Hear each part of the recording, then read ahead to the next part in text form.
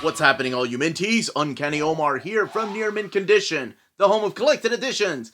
And join me today for an overview of these hardcovers from Dark Horse Comics.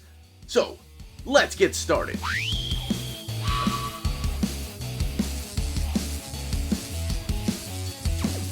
Before getting started, I want to thank the folks at Dark Horse for sending us copies of these hardcovers. These books are already out in the direct market and book market, so you can find them anywhere. So we do have a different array of hardcovers. We have some that are standard size, some that are library editions. We have an art book. So we're going to kick it off today with Tarzan of the Apes. So this is one by Roy Thomas. This is a follow-up to that other landscape Tarzan book that I did an overview of. And man, you throw Roy Thomas's name in these classic pieces of literature, I'm in. So this is all done in this newspaper landscape format. It's a beautiful book. You do have an introduction here by Roy Thomas explaining the process. But there's stories, of course, by Edgar Rice Burroughs, Roy Thomas doing the adaptation, Pablo Marcos, my goodness, his art, and Oscar Gonzalez. So here's your forward explaining to you what this is, and if you've picked up the other volume. So this is a retelling of the classic Edgar Rice Burroughs stories, and they are scripted for comics, or comic strips rather, by the legendary Roy Thomas, and all of the artwork in here by Pablo Marcos. So this is pretty much going back to the beginning, and it presents us the origin of Tarzan, who of course will become the Jungle Lord, and we get to see his early adventures. And my gosh, it is so beautiful to look at. You get to see him as a kid, you see him grow up, and each one of the pages ends like a newspaper strip, where it will say to be continued in the next chapter. So you get to see him get older and older through here. Again, the artwork by Pablo Marcos, who's just a phenomenal artist. The book has 136 pages, and this one here retails for $29.99. I believe that's how much the first one was. So it is a retelling of Edgar Rice Burroughs' stories. And we've seen that before. We've seen stories illustrated by Russ Manning, for example, or even Joe Kubert. But these are the comic strip versions of his stories. In this beautiful, thick, glossy paper stock that they're using. All the way in the back is the bios on the creators. And then what other Edgar Rice Burroughs Tarzan books there are. Now, as far as the binding of this book, even at 136 pages, it does have sewn binding. And that's what the eye looks like. That is Tarzan of the Apes. Here we have the complete Aztec Ace. So this was originally a Kickstarter, and I'll be showing all the spines here in a little bit. But now it is being both co-published by Dark Horse and It's Alive Publishing. This one has 528 pages and retails for $74.99. Here's what the end paper looks like. The complete collection Aztec Ace. So this collects all 15 issues that were ever published of Aztec Ace when they were originally published at Eclipse Comics. And this is all done by Doug Mensch. So you do have all of this written by Doug Mensch, and you have the art mostly by Dan Day, I will say. That did not even mean to rhyme. He's the one that did most of the artwork throughout this collection. But you have other artists in here, like Mike Harris doing some of the layout stuff. You actually have some early Tim Sell artwork in here. So this is a series that took place during 1984 and 1985. I got to read all the forwards. This is Catherine Uranwode. She was the editor at the time on Eclipse Comics. Then you have Doug Mensch talking about his time at Marvel, and then how Marvel wanted him to kill off his characters of Master Kung Fu and Moon Knight. So he was like, I'm out, done, I'm going to DC. He went over to DC and wrote Batman, but the Eclipse folks kept not pressuring him, they kept asking him if he wanted to write some independent stuff. And he had this idea about time travel. And this is a really interesting book.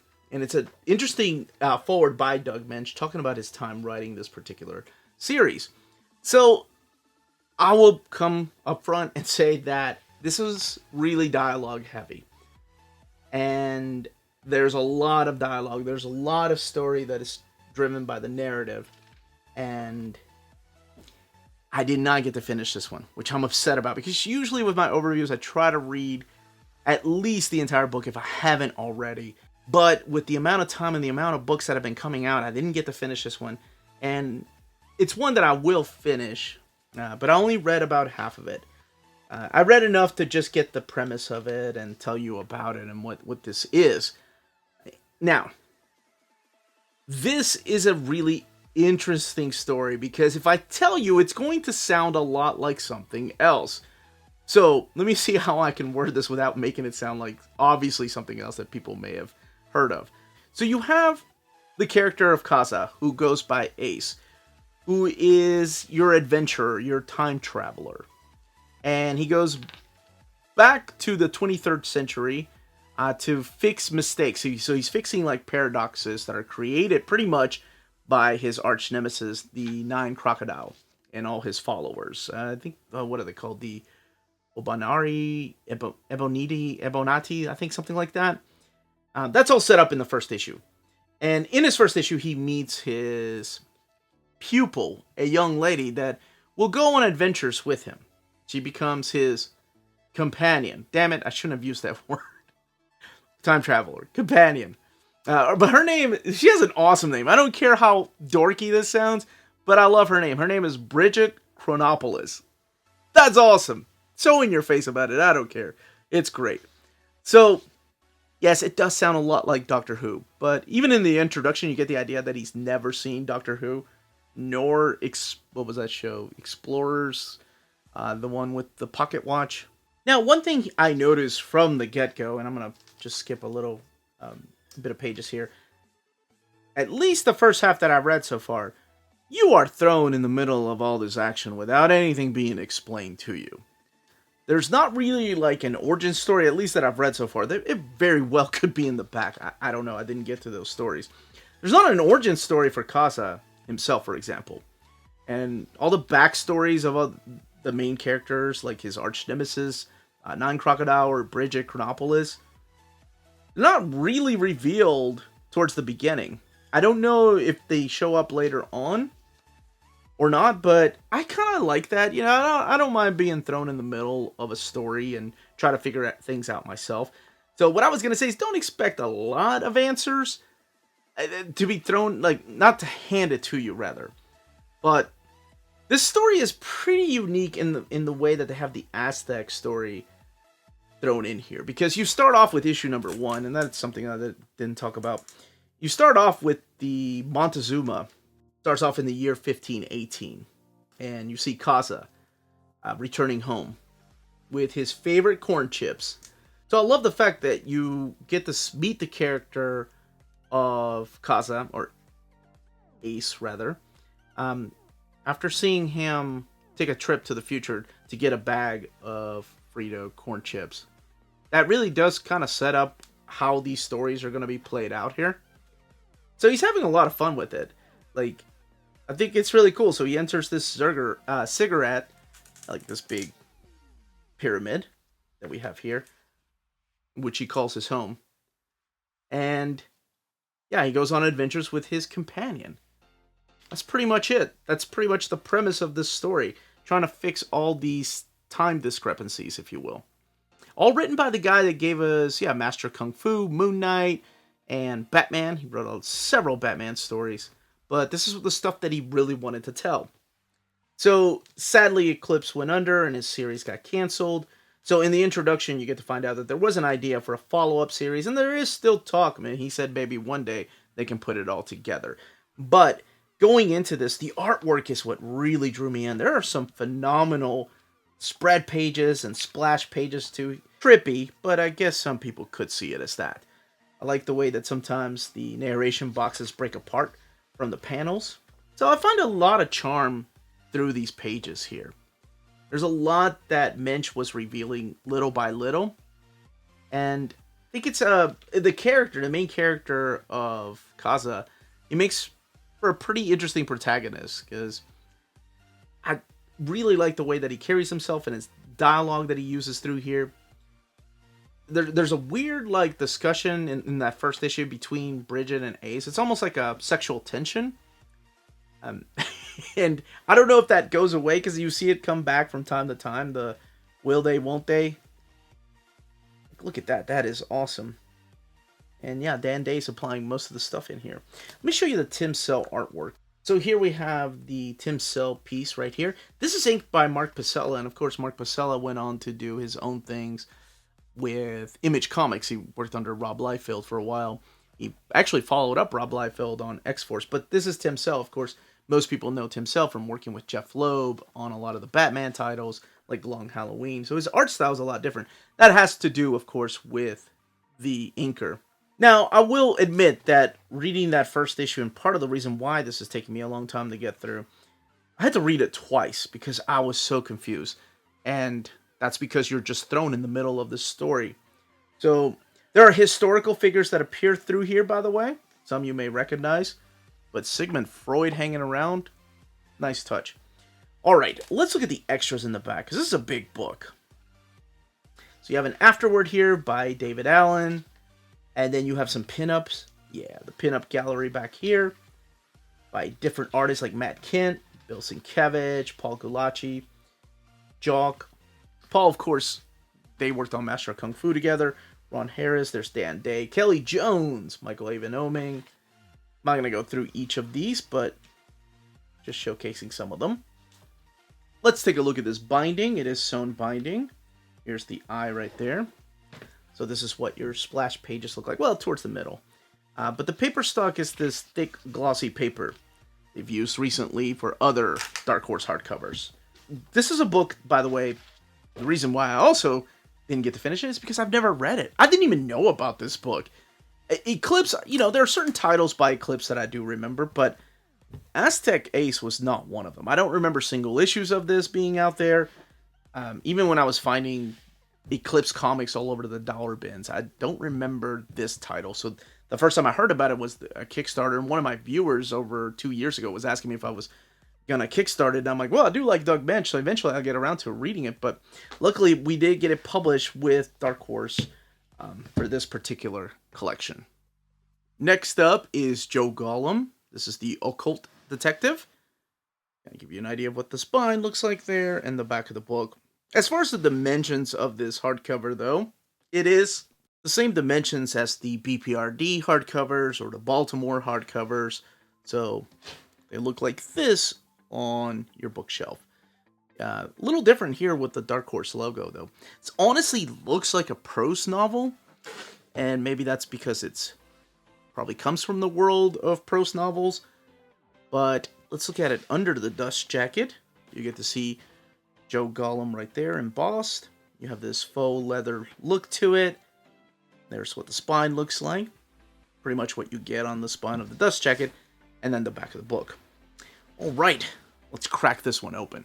Alright, Joe Golem, Occult Detective Omnibus. From the mind of Mike Mignola and Christopher Golden. So you have the stories by Mike Mignola and Christopher Golden. The colorist, Dave Stewart, working just about on everything on Hellboy. And speaking of Hellboy, this is not part of the Hellboy universe. This is part of, what is it called? The Outerverse universe. This is the same universe that Baltimore is in.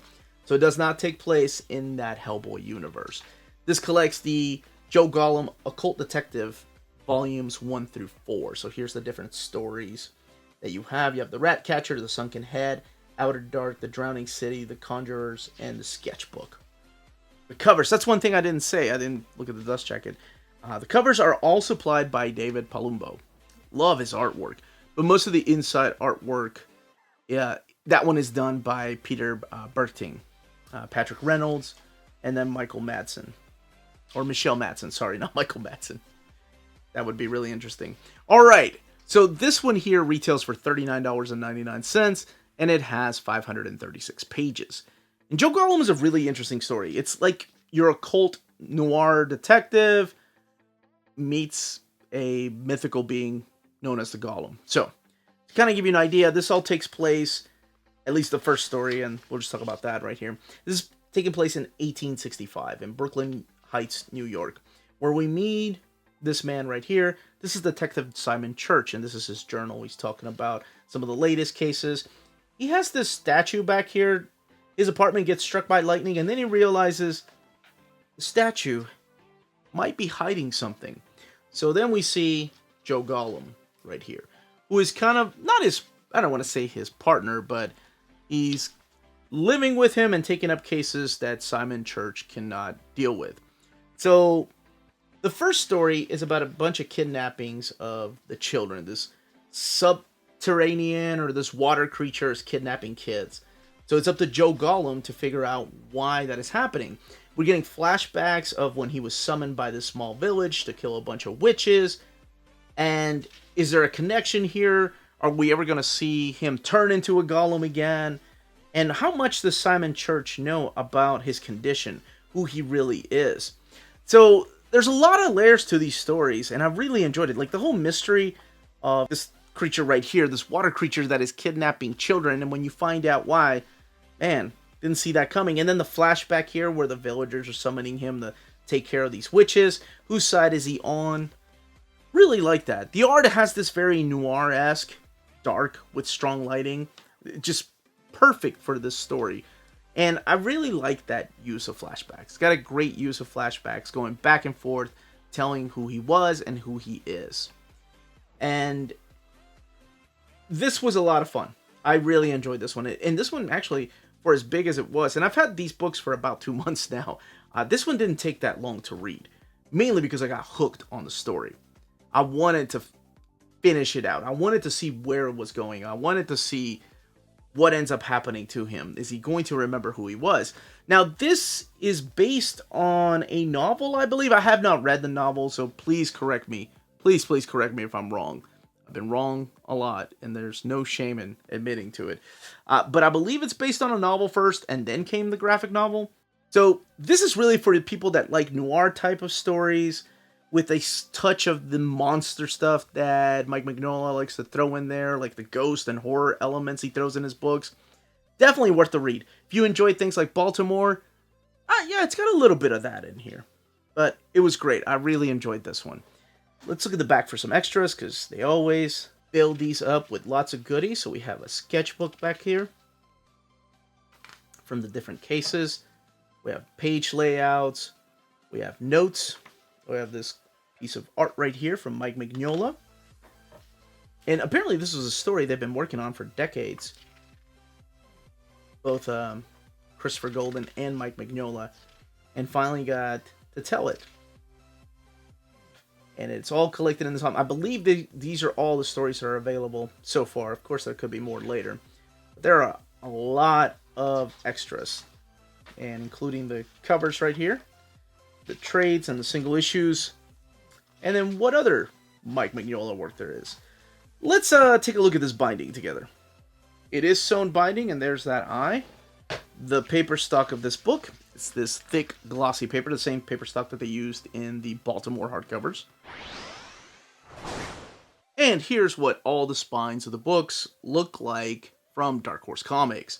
And just a quick reminder to smash that like button, and if you're enjoying these type of videos, hit that subscribe button. Ring that bell for notifications. That will let you know when our videos are going live.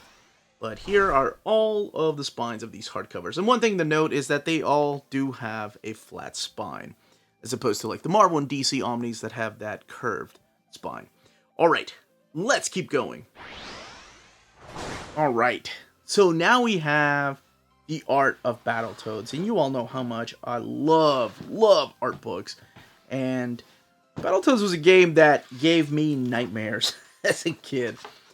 So this is the reimagining of Battletoads for a whole new generation.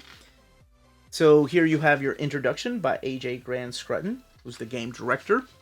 And then you have the actual early Toad designs here. So this is a vibrant illustrations book. So you have the characters of Pimple, Rash, and Zitz. And of course, yes, this is during the time in the late 80s, early 90s, when they were cashing in on the idea of Teenage Mutant Ninja Turtles. But they came up with this video game, the Battletoads, which was a freaking nightmare. It was an arcade game, and there was a Nintendo game. And this right here is 192 pages, showcasing the artwork for the newly reimagined Battletoads game by Rare Studios. So even though the book is published by Dark Horse, it's also in collaboration with Rare Studios and Dalala Studios. So in here, you're going to see promotional artwork. You're going to see early concept art. I love looking at the stuff, the behind the scenes. So for example, this is Zitz right here, who's one of the main characters. So you have the 3 toads. Then you have Rash. Then you get early designs of these characters too, what the initial idea was. And there's Pimple, your big guy. I believe there were supposed to be also toys of these. This is the Dark Queen, who's changed a lot. She looks a lot more like a kid and less like Elvira, the way that she looked in the 90s video games. But for nostalgia's sake, I wanted to check this out because you get the level layouts here. I love when they throw this in here. So you get to see all the behind the scenes, the development stages, and pretty much how the game is put together. You get to see the cutscene, layouts, and then of course the character designs for the other characters, your supporting cast and the enemies. But it is a beautiful book. It is oversized. It's as tall as one of the library editions. Kind of give you an idea of how big that is. But let's go all the way to the back, which is my favorite chapter, the Heritage chapter. So this is the original game art of the 1994 Battletoads. So this is the... Oh, this is Nintendo Power. I remember having that issue. There's the game right there. Nintendo 91. And there's Battletoads right there. The game. And the character designs for the actual villains right there. And there is the Dark Queen herself. So that's the way she looked. But that myself, for me, that was my favorite chapter of this book. The paper stock, this is the thickest freaking glossy paper stock that I've seen used for a Dark Horse book. And they usually use that for their art books. The eye right there, it is sewn binding. And it only has 184 pages, but it's a nice eye. And that is the Art of Battletoads. Kali. Oh my gosh. This book blew me away. This is a beautiful library edition size book right here. It's a hardcover. There's no dust jacket. And it is all the story of Kali. And this is for real non-stop action. Like, you are thrown in the middle of a story. So freaking awesome. I love the end paper they're using here. Matricas. That is actually what her jacket says instead of Kali. That's her name. Alright. So let's talk about this book right here. This is by Daniel Friedman and Robert Samelin doing the artwork. The lettering is Michael David Thomas. And the character of Kali was created by Friedman and Samelin. So, this is such an amazing Mad Max type of story. We get to meet the character of Kali as she's being imprisoned. She's got a freaking knife stuck out in the back. Oh my gosh. By the way, Strider, that's my dog's name. Comes from my favorite character in Lord of the Rings, but also one of my favorite video games. And it turns out to be the name of her sister. So, this young lady, Kali, was a part of the Matricas gang. And she got thrown in here, and as you find out, she was betrayed by her sisters. She was betrayed by her own sister, Strider, and sold to this group of military people right here. So, now she wants to get revenge. This definitely has a lot of adult themes. It has a lot of violence in here. And she never stops. This is actually where she runs into her old friends, her old gang, and confronts them about leaving her behind, leaving her for dead. And they have a new leader. They are now part of the Machine. That's what these militant characters are known as, the Machine. Holy crap. And she stops at nothing at getting back at them. So this story is so freaking phenomenal. I could not put it down. It is a quick read. And such a quick read that I went back and reread it right before I did the video, just to make sure I had the name right, Matricas and Kali and Strider. And I'm serious. One of my favorite reads this year. It's going to be really hard. At the end of the year, on the 30th, I do my favorite collected editions released this year. And that's basically the eye candy, what they look like, the build of them, or the presentation. Then on the 31st, December 31st, I do my top 10 favorite reads. And that's going to be hard because could be that I just read this and I've read it twice, that I really enjoyed it. This might be there, but oh my gosh. If it's not, this is my definite pick out of all of the books from this batch of Dark Horse. Freaking amazing. Could not put it down. Cannot recommend it highly enough. The ending, I hope there's more. That's all I will say. I hope there's more. I hope there is a prequel to this that leads us here, because you are just thrown in when she's going into that camp and she's imprisoned. Ugh, I wanted to know more. But this book retails for $29.99, and it has 176 pages. You won't regret it, I promise. It's a freaking awesome read. Last but certainly not least is the Madman Library Edition, Volume 3, Alred, Madman, Volume 3, Dark Horse, right down there. And here is the back of the book. Let's look at it underneath the dust jacket, because underneath the dust jacket is pretty much what you get on the actual art on board, with the exception, of course, of these flaps right there. But let's go back to this. So you have the design right here of Madman, Michael Allred, Laura Allred, Han Allred, and others. Allred Madman Volume 3, and then the back of the book. The book retailing for $99.99 like the previous 2 volumes. Now, this is a 5-volume library edition, so there'll be 2 more. But let's crack this open and talk about some of the stories in here while looking at this gorgeous artwork that just pops off the paper. Alright, let's crack this open. Love it. Madman and paper there. So, this collects the Atomics 1 through 15, as well as the Red Rocket 7. Neither one of these which I've read up until when I got this book. And my goodness, this was such a different roller coaster type of ride. This book, by the way, again, retails for $99.99. It has 680 pages. It is a big library size edition book. So, who the hell are the Atomics? And what are they to Madman? Is he leading a team? That is an Alex Toth piece right there, by the way. Alex Toth. That's right. Drawing Madman. By now, I feel like Michael Allred had made it, right? Like, he did that Superman story, and this little indie character of Madman had now just become almost like a household name. He was seeing, you were seeing him everywhere.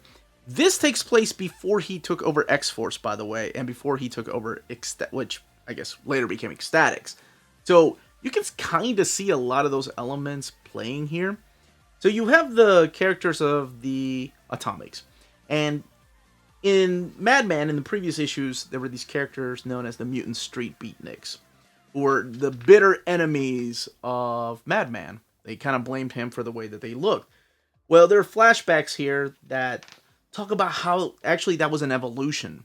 That evolution eventually gave them powers, and that's how we got these characters.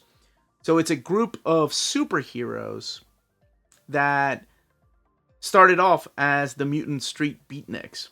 And they renamed themselves. At the end of the first issue, they're sitting around trying to think of what names to call themselves. And they all have different kinds of powers.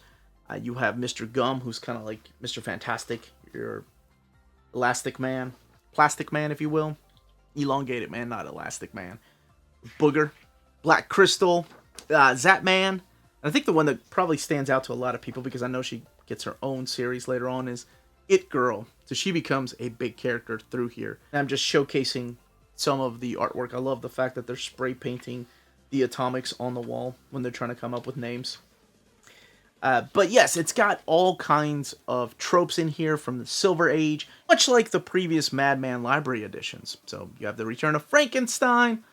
That's Frank Einstein, of course. Madman himself kind of taking a backseat to these new characters. And I found that really interesting. I love the world that Mike Allred is doing here. It's this retro pop art style world that he's building.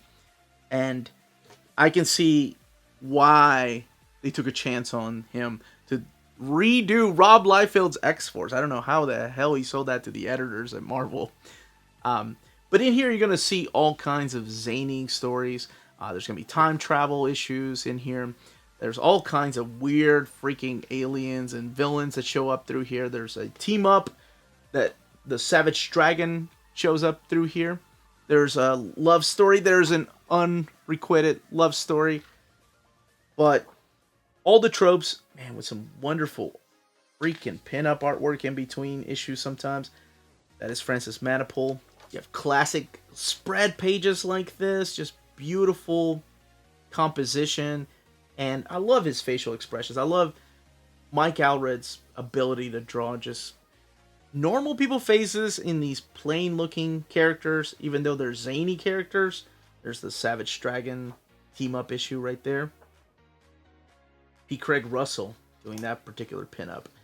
Now, having never read this, I thought this was a really interesting read. Because like I said, it's like Madman himself took a step back and let Mike Allred just have fun with these characters. This is the really interesting thing that's in this collection. This is the Red Rocket 7. And when it was originally released, these were released in, I think there were 7 issues of this miniseries. And then they collected in a hardcover and a softcover. But it was the size of a 45, like single records. So this is a weird thing to have collected. I'm glad it's in here, by the way. But it has nothing to do with Madman other than him, Mike Allred, drawing this. Oh, this is so awesome to see it. You don't know if I can capture it on film. Oh yeah, of course I can. But if you're flipping through there, it's a motion comic, but it goes through both pages, so it's impossible to capture every frame. But this is a very interesting story. It's more about his love of music and the character of Red Rocket. So the original Red Rocket came to Earth, and pretty much what ends up happening is that near death, his robot guard, he made 6 clones to ensure that the lineage would continue of Red Rocket. And this is the story of Red Rocket 7. And as he's wandering through the history of rock and roll. That's it. That's what this story is about. So it's like a love letter to all the music that Mike Allred listened to. You're going to see a lot of guest stars in here. Some things that kind of remind me of Forrest Gump, like him inspiring some of the music and some of the creators. So that's what this is. You're not going to find Madman in there. There are some Easter eggs for people that are big fans of the music scene. But for the most part, the only Madman you're going to find is all the way down here. Oh, and I forgot to mention the most important part, that Red Rocket's an extraterrestrial. He crash lands on Earth. That's why his robot guard was able to clone him. All the way in the back, there's a wonderful introduction by Robert Rodriguez, but it spoils the final page of Red Rocket 7. There's an outro by Gerard Way. These are the pinups. Again, these because it was released in a 45. That's why they look like that. Extra cover gallery. There's a lot of love for Red Rocket 7, and it was a series I had never read. Lots of fun to check out, though. And then we have some more pinups back here by different artists. Here's what the next collection will have. I think that one comes out in February or March, if I'm not mistaken. Laura Allred supplying the colors. Man, those colors really pop with this paper that they're using. I think they picked the right paper stock for this particular collection. I don't know why I didn't notice it before, and it could be just because it was this particular time of Madman. But I definitely noticed the colors through this collection really stand out. And here we have some more variants. Now let's take a look at this binding. 680 pages, sewn binding, and there's that eye. And, of course, a ribbon like the previous 2 volumes. That, as they say, is that. If you're interested in purchasing any of these books, don't forget to check out our sponsors. If you live in Europe and are interested in buying and pre-ordering Omnis, then you should definitely check out Walt's Comic Shop in Berlin, Germany. They have the cheapest pre-order prices for Marvel and DC books within the EU. Flat rate shipping of €12 for all EU countries, bulletproof packaging, and all emails will be answered within 24 hours. They offer a huge selection of out-of-print books. Just head over to waltzcomicshop.com for more great deals and rare titles. And for a limited time, you can use the code nearmintcon, all one word at the checkout, to get free shipping for all EU countries with your first order of over €40. Walt's Comic Shop, your reliable source for Omnis and premium collected editions in Europe. CheapGraphicNovels.com, your online home for graphic novels and collected editions up to 50% off cover price. They have excellent shipping and prompt and helpful service. Check out their bargain deals for up to 90% off cover price. And don't forget, the CGN also takes pre-orders. That way you don't miss out on the hottest releases. And they are currently running a special promotion for you minties. If you're a first-time customer, after receiving your order confirmation email, reply back to that email and let them know Near Mint Condition sent you their way. They will then apply a free shipping promotional credit to your next order in the US. Cheap Graphic Novels, your source for the hottest books with the kind of deep discount, quality shipping, and customer service that will keep you coming back for more. And that was the content, the page count, and build of these books. Let me know in the comments down below if you're picking up the Madman Universe Library editions, if you've checked out the Aztec Ace, or Joe Golem, or Rain, or any of these books, if you're a fan of art books, if you checked out the Art of Battletoads. I would love to know all those comments down below. Don't forget to smash that like button and subscribe and ring that bell for notifications to let you know when our videos are going live. We are on Patreon, where we have different tiers that meet your needs. Everyone stay healthy and safe out there. Much love.